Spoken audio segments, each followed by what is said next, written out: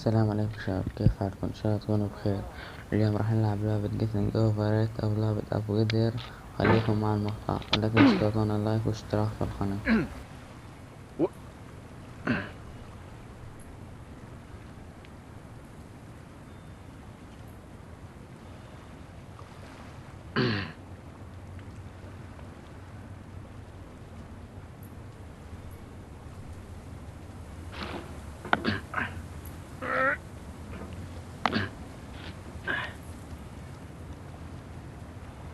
There's no feeling more intense than starting over. If you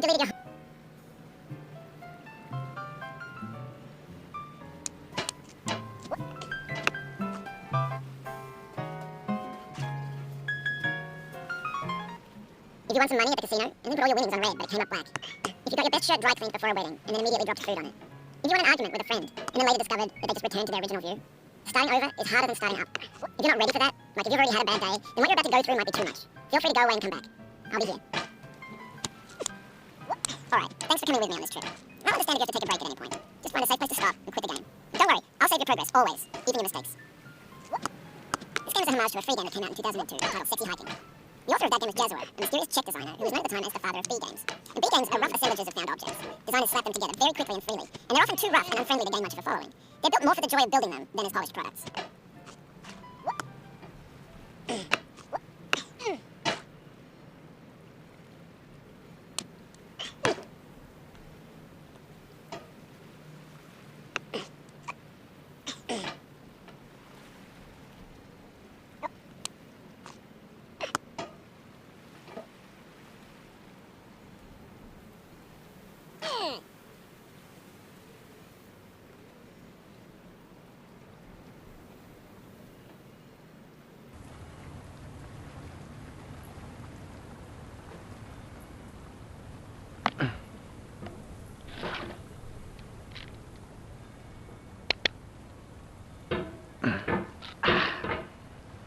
In a certain way, Sexy Hiking is the perfect embodiment of a B game.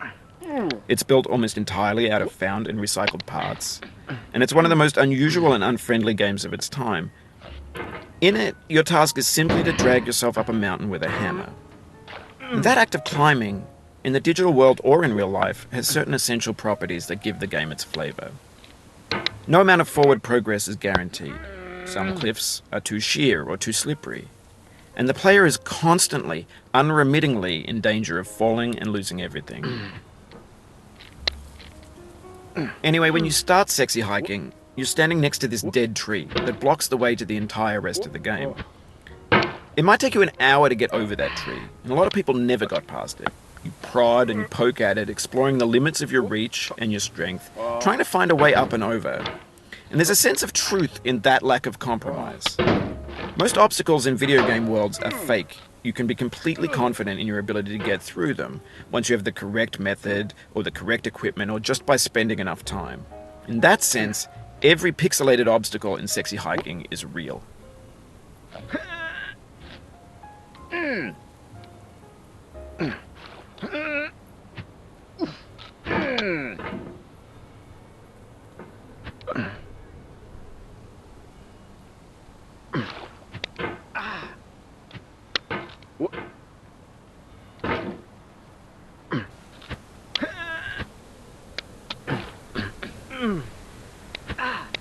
The obstacles in Sexy Hiking are unyielding, and that makes the game uniquely frustrating. But I'm not sure Jazwo intended to make a frustrating game. The frustration is just essential to the act of climbing, and it's authentic to the process of building a game about climbing. A funny thing happened to me as I was building this mountain. I'd have an idea for a new obstacle, and I'd build it, test it, and it would usually turn out to be unreasonably hard. But I couldn't bring myself to make it easier. It already felt like my inability to get past the new obstacle was my fault as a player rather than as a builder. Imaginary mountains build themselves from our efforts to climb them, and it's our repeated attempts to reach the summit that turns those mountains into something real. When you're building a video game world, you're building with ideas, and that can be like working with quickset cement.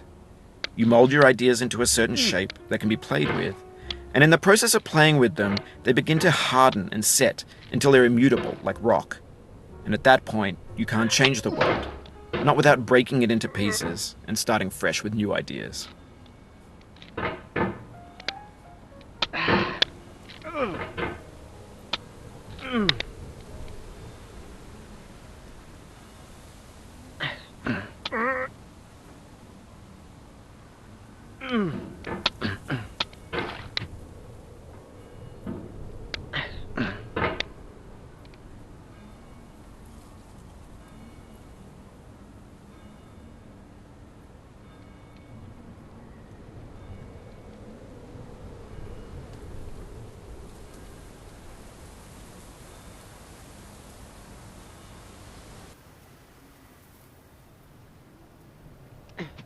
For years now, people have been predicting that games would soon be made out of prefabricated objects, bought in a store and assembled into a world.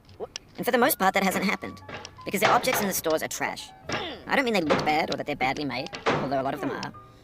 I mean they're trash in the way that food becomes trash as soon as you put it in the sink. Things are made to be consumed and used in a certain context, and once the moment is gone, they transform into garbage. In the context of technology, those moments pass by in seconds.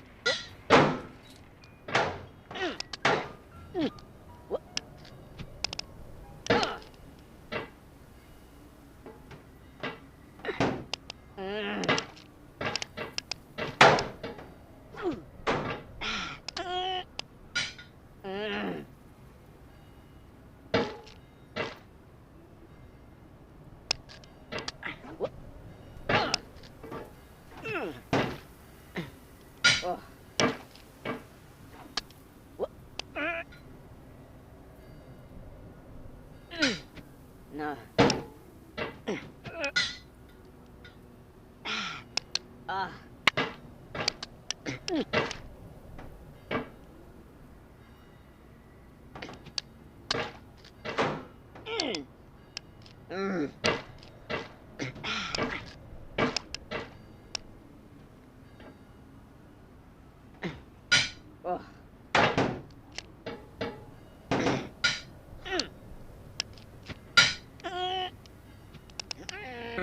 Oh, you just lost a lot of progress. That's a deep frustration, a real punch in the gut.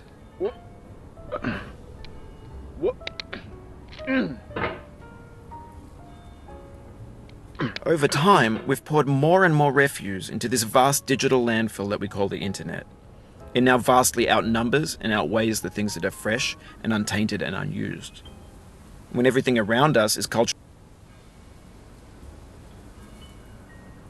trash, trash becomes the new medium, the lingua franca of the digital age. And you can build culture out of trash. But only trash culture. B games, B movies, B music, B philosophy.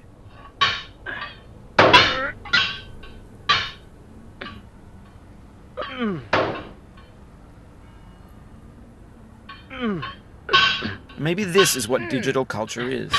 A monstrous mountain of trash, the ash heap of creativity's fountain. A landfill with everything we ever thought of in it. Grand, infinite, and unsorted.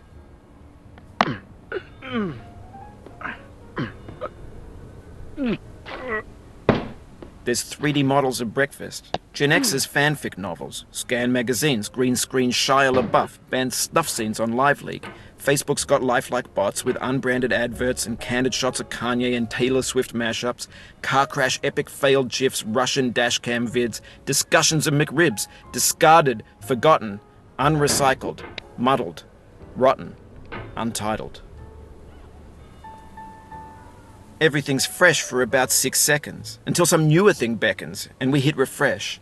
And there's years of persevering, disappearing into the pile, out of style, out of sight.